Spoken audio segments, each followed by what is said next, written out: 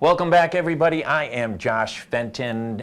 You are here in the Navigant Credit Union Broadcast Center, and it is a little bit of a gray day in downtown Providence. I'm here with Frank Tillinghast. He is the CFO over at Squad Locker, Warwick-based company. Anybody involved with sports, youth sports, high school sports, college sports even, knows the pain and agony of the issue of getting uniforms for their teams. And as a person who has run entire leagues, coached high school teams, and all the rest, it is a horrific problem. You guys have kind of built an online store for folks. Talk a little bit about where the inception of it is, and then we'll go and talk about where you guys are. Yeah. Where'd the idea come from? Well, back in the early 2000s. Back in the 1800s, yes, right? 2000s, it's a long time ago. We were selling gear and apparel to teams, schools, and leagues under the brand name Turfer Sportswear, a Woonsocket-based company.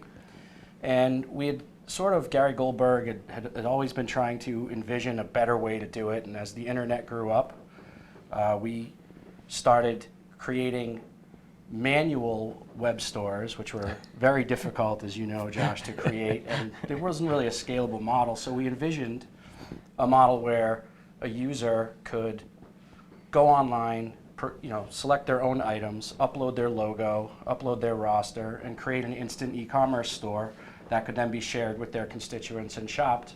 And we handle all the back-end production, art creation, et cetera. So that was 2015. We secured our Series A funding round.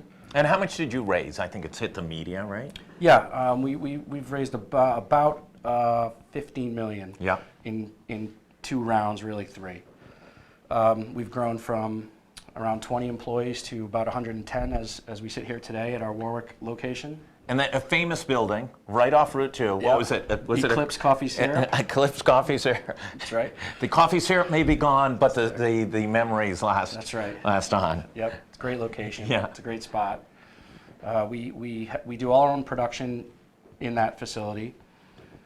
We have a team of artists that basically take anything you can upload and render it in a format that can be used for embroidery or heat-applied graphics to decorate, team gear and apparel. That's custom team gear and apparel for basically everybody. That's what we do. Right. And it's de facto, I'm the coach, I'm running the league, I go and build a little store, I just open it up, I pick some apparel, and then I upload the list and everybody gets an email and says, pick one of these, and then you handle it all, they pay for it, and it gets shipped right to them. Yeah, that's right. The biggest thing we did in the last, say, 15 months, the first year and a half was all about architecting the front end and what the store environment looked like, both for the consumer, but also for what we call admins, the people who, like the coach or who makes the store for their constituents. The last year or so, we've really focused on single unit manufacturing. So what that allows us to do is in traditional team gear, maybe you're a soccer mom and you've been tasked with buying the hoodies for the team, and you go around to all the other parents, you say, you give me 25 bucks, you give me nightmare. 25 bucks. Yeah, we've making that all digital. So in order to do that, in order to not have to wait, Susie orders on day 1 and Jane orders on day 2, in the old days you'd take 2 weeks worth of orders, stop it, produce it, ship it 2 weeks later. And the store would close. The store was closed. Yeah. If you were Susie who ordered on day 1, you waited a month or more to get your gear and apparel. So we have stores that never close, and we produce orders on single unit manufacturing. So we break everything down to the smallest common denominator so we can get things out. So we have about 50% of our product sales are on shelf.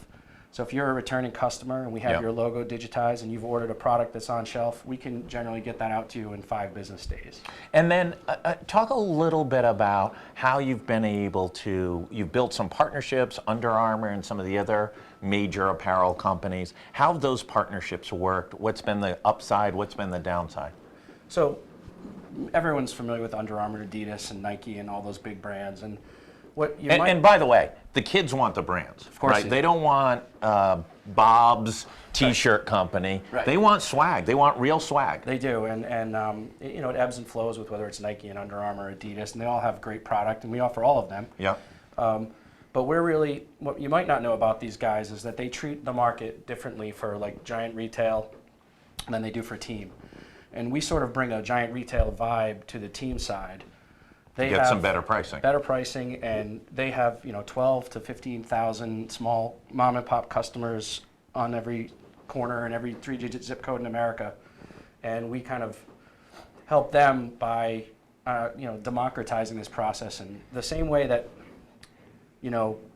20 years ago there was a little pad printer who did business cards and stationery in every town in America, and now companies like Vistaprint and Moo have owned those spaces. Yeah, right. That's sort of what we see Squad Locker like, today, and as we look forward into the next 10 years. What's the challenge? You've raised some money, you've got some sales, you've got some forward momentum. Mm-hmm. What are some trip points, and how do you avoid them? Well, number one, when you're growing as fast as we are, it's hard for us to find labor. Yeah. Especially when you read the news and you look at what our unemployment rates are like. It's hard to get people to get down and really want to work. And we're using a couple of different partner companies to help us find labor, whether it's staffing companies. Typically, we hire most of our people through a staffing company. That's probably the biggest challenge we've had right now. The second biggest challenge, is it's really just reacting to the speed of change. When you're in a big, Fortune 500 company, things move slowly. We're kind of creating market space every day, and so things change quickly, and a lot of people can't really handle that. So what stops me from buying GoLocal wear through you guys? Can It's funny you say corporate that. go in and start to buy? We started this thing geared towards teams, and so you go in and you click and you're like, oh, okay, it's hockey. Because you have way better, cooler stuff than most of the corporate apparel swag. So we're finding right now that about 15% of our lockers, we call them team lockers, which is basically an e-commerce store, are being opened by businesses. Right. So much so that we've kind of put a team together to study whether that needs to be its own thing or if it can needs to be its own thing inside of Squad Locker. Frank, it needs to be its own thing. Yeah, no, I think you're leaving a lot of money on the table. Probably we are. What's happening is a person like you who's got a daughter or son who plays lacrosse, who experienced our process, says, oh, I'd like to put some GoLocal gear together. Absolutely. Let me open a store. So I think I was one of your very first beta people to look at your very first store about 2-3 years ago. I would say that you were, yes. Building, you guys are experienced, and you come from a family that has experience in apparel. Obviously, with the complete breakdown, the news out of Sears today, the idea that Sears could go out of business 20 years ago would be heresy. No one would believe you. Yeah. But Sears is now in bankruptcy. The entire retail world is in transformation. There's some argument whether or not it's stabilized. Well, it may have only stabilized because the economy is so strong. Next recession, it's going to transform again. What are the other opportunities for you guys? And in the case of an Amazon, who's a little bit of a competitor to some degree, they don't do exactly what you do, they've now started to think about brick and mortar. Is there a place for brick and mortar? Could there be the Squad Locker sort of premium store in New York City, in Times Square, or in, It's funny, we think about that. Yeah. And you can't rule things out. You can't, to your point, I remember I was in grad school when Walmart had its first billion-dollar day, and thinking about what that would look like 20 years from now. And I remember, I read an article a year or two ago about the end of Amazon, and it was so silly to read because they're still growing at these rates. But companies tend to have an existence. I think in intermediate, I look at potential for maybe a Squad Locker embed into an environment such as that. Yeah. Frankly, we think we have Amazon's not really looking directly at this space because they can't deliver it in 2 hours. Yeah, right. If you think about what they're doing, everything they're doing with stores and delivery and putting their own fleet of trucks out there. But if they could, they would. If I order at 4 o'clock today, when can I get it? So if you ordered Under Armour Locker Tee, which is like the #1 product we sell, it comes in every color and every size. We stock it in every color and every size. And it's an existing store. That means that we don't have to do upfront artwork. Yep. You will, if that's the only thing you ordered, that will be probably in production in the 3rd day from today and shipped on the 4th.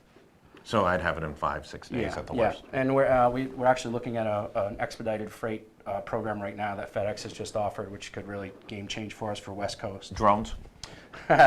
Close. 2-day select, 2-day air freight they have 3 different size boxes for a fixed rate. So like, $9.95 to West Coast in 2 days, that kind of thing. Who's your biggest customer? That's an interesting question. No single customer of ours makes up more than 1% of our sales.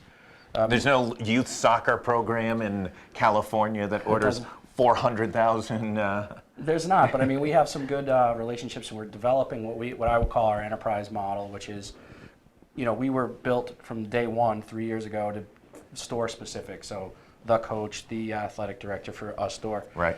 When you go into, I'll give you an example, a local example is St. George's, which is Sure. Rhode Island prep school. We do their whole campus, and it's all the athletics, all the union, student body, it's all of that stuff. Yeah.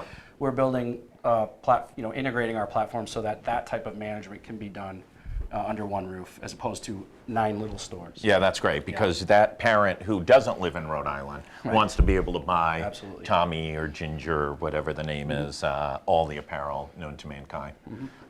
It's great. It's great to see the success and the growth. It's exciting to watch. Let's get you back here in a few months and get another update, and maybe we'll come down and visit you guys and do a live down there at some bring point your in the cameras. future. It'll be fun. That'd be I think great. people would be interested to see it. Appreciate it. See right here, I want to thank Frank Tillinghast from Squad Locker, Warwick-based company on the fast track, super growth, and a very interesting business model. And anytime you're in the retail apparel world, it's always rock and roll. We'll be back at the 4 o'clock hour. I've got Gary Sass coming on and Saul Kaplan from Business Innovation Factory. We'll be back then. Want to thank everybody for tuning in, and thank both Mike and Frank for appearing today.